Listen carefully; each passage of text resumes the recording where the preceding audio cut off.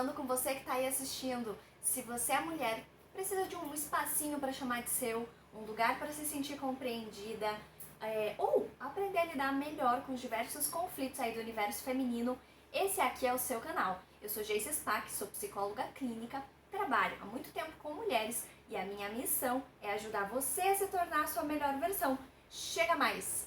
No vídeo de hoje, eu vou falar um pouco sobre como identificar uma relação abusiva. Fica comigo até o final desse vídeo que eu vou te passar algumas informações bastante importantes sobre isso. Roda a vinheta!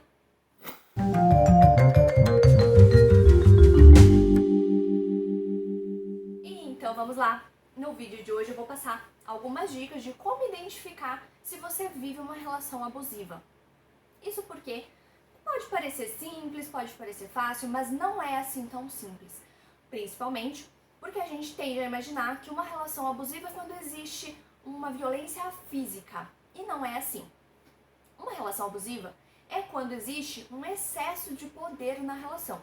Quando uma das duas partes quer ter o poder, quer ter o controle sobre o parceiro, sobre a parceira.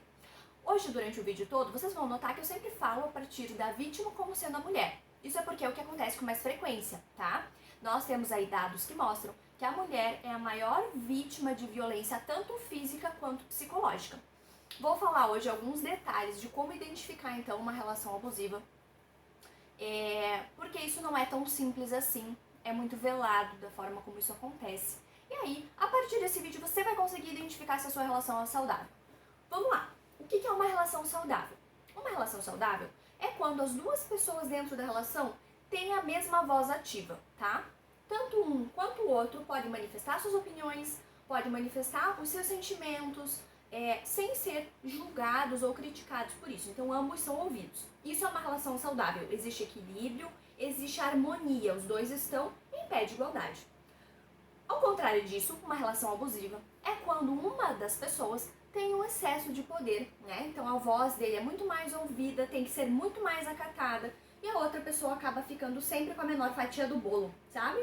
Então essa pessoa acaba sendo sempre menosprezada, a voz dela nunca é escutada ali dentro da relação, e isso então se configura como uma relação abusiva. Uma das principais características, tá, de um relacionamento abusivo é o ciúme excessivo. Isso é agravado pelo fato de que na nossa sociedade a gente tende a imaginar que amor é igual a ciúme. E não, tá? Eu vou dizer pra você que tá em casa hoje assistindo que amor não tem nada a ver com ciúme. Ciúme tem a ver com posse, ciúme tem a ver com controle. E amor quer o outro livre, né? Quem ama quer que o outro tenha liberdade, faça as suas escolhas e seja feliz. Em algum momento eles vão se encontrar. E isso é o saudável. Então, numa relação abusiva, tá? Geralmente existe ali um ciúme excessivo em que a outra pessoa tá o tempo todo controlando, né? O homem fica o tempo todo controlando a roupa que a mulher utiliza, né? Então, se a saia tá muito curta, se o vestido tá muito justo, com quem que ela tem amizade, quais lugares que ela frequenta. Segunda característica de uma relação abusiva é a tentativa de controle. E aí, essa tentativa de controle, ela se mistura muito com o ciúme, mas acaba ultrapassando um pouco esses limites, tá? É quando essa pessoa tem que supervisionar e tem que estar de acordo com todas as decisões que essa parceira vai tomar. Então, o curso que ela quer fazer tem que estar de acordo com o que ele acha que deveria. O lugar que ela vai, ele tem que saber aonde é, aonde fica, quem vai junto, que horas que volta. E acaba fazendo com que essa pessoa, tá, esteja sempre dentro daquilo que ele acredita que ela deveria ser. Ela tem que ser aquilo que ele imagina. E isso está relacionado com um outro fator, com uma outra característica, que é a falta de respeito relacionada às opiniões, relacionada às escolhas da parceira. Então, acaba fazendo com que a sua opinião nunca seja valorizada, com aquilo que você acredita não esteja correto, e fazendo com que, aos poucos, essa pessoa só caiba nessa relação se tiver dentro dessa personagem que ele criou. Ele vai fazendo um jogo emocional, tá? Que é também uma outra característica aí desse tipo de relação, cheio de ameaças, que vai fazendo com que você acredite que você só vai dar certo com essa pessoa se você estiver dentro desse círculo que ele traça. Você tem que fazer exatamente aquilo que ele gostaria que você fizesse. Outra característica muito comum também é a culpabilização. Essa pessoa, esse abusador, ele começa a se eximir de toda a responsabilidade, até de fatores, de coisas que aconteçam que não tenham a ver com a própria relação. Quer um exemplo? Né? O carro estraga, certo? E aí, é uma coisa natural, né? As coisas realmente estragam e não necessariamente tem um motivo para isso. Mas essa pessoa vai fazer com que você acredite que a culpa é sua. Ele vai fazer toda uma trama de forma a dar indícios, né? E a dizer que a culpa disso é sua porque você acelera demais, porque você freia desnecessariamente, porque você conduz o carro de maneira errada. Se vocês têm uma discussão, a culpa nunca é dele. A culpa é sua porque você estava estressada, porque você foi grossa, porque você foi grosseira, porque você já estava estressada quando vocês se encontraram. E isso vai se tornando tão enfático e tão recorrente que faz com que você vá acreditando mesmo que você não está se esforçando o suficiente, que você não deveria ter dito aquilo, que você não deveria ter agido daquela determinada maneira.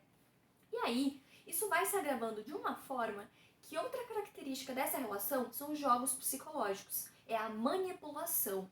Essa pessoa vai fazendo com que cada vez mais a sua autoestima vai sendo diminuída e você imagine que realmente você é uma pessoa toda errada, que você é uma pessoa que não faz as coisas da maneira correta, que você não é merecedora de amor e que ele então é lá, o salvador da sua pátria, a melhor pessoa que você poderia ter.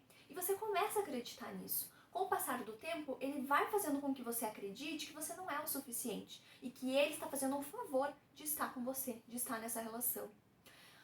Isso com o tempo vai se agravando de uma forma em que acontece então uma outra coisa ali bem não saudável, que é a anulação da sua identidade. Você passa a ser aquilo que ele quer que você seja e não aquilo que você é realmente. Porque chega uma altura que você já nem sabe mais realmente quem é você. Porque você foi se enquadrando em tudo aquilo que ele dizia que você tinha que ser, em tudo aquilo que ele achava que você deveria se tornar. Com isso, tá? Acontecem daí várias chantagens, né? A pessoa começa então a fazer ameaças, a dizer que realmente ele vai te abandonar, que nas brigas ele sempre faz com que você se sinta culpada. E aí, com o passar do tempo, né, vai se gerando uma outra característica ali bem significativa, que é a dependência emocional. Pela autoestima estar abalada, por tudo isso que você tem passado, você começa a acreditar que por você não ser merecedora de amor, por você fazer sempre tudo errado, que ele é uma pessoa que está fazendo ainda um favor de estar com você, você começa então a ficar com todo o teu círculo de amizades restrito. O teu círculo social se torna nulo, né? Se torna inexistente, porque você já não pode mais participar de uma atividade de lazer. Você não pode fazer uma academia, você não pode praticar um esporte, você não pode sair com amigos, com amigas. Chega um momento que nem na casa dos familiares essa pessoa quer que a outra vá, né? Ele acaba fazendo ali uma série de chantagens emocionais, dizendo que de repente você tá ficando muito na casa dos seus pais, que você daí não tem tempo de cuidar dele, dos filhos, da casa, que isso é carência afetiva, que você deveria ser mais independente, ser mais adulta, cuidar da sua casa. E aí, o que acaba acontecendo é que toda a sua vida se torna essa pessoa. A dependência afetiva é o que prende mulheres nesse relacionamento. E é claro, uma baixa autoestima também. Com o tempo, o núcleo da sua vida passa a ser essa pessoa. Porque você foi se restringindo por conta ali das proibições demasiadas que essa pessoa causava, né, que essa pessoa lhe impunha.